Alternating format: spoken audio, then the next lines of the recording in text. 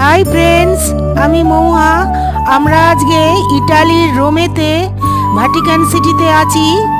এই Vatican city Roman Catholic চার্চের headquarter.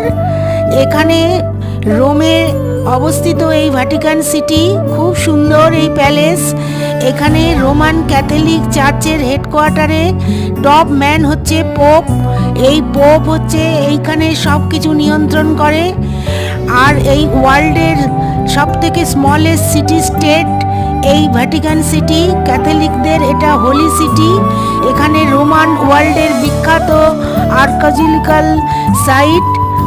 এখানে সব নিয়ম কানুন পোপের দ্বারাই নিয়ন্ত্রিত হয় বা পোপ কন্ট্রোল করে সব কিছুই। এদের প্রাইভেট পুলিশ ফোর্স আছে।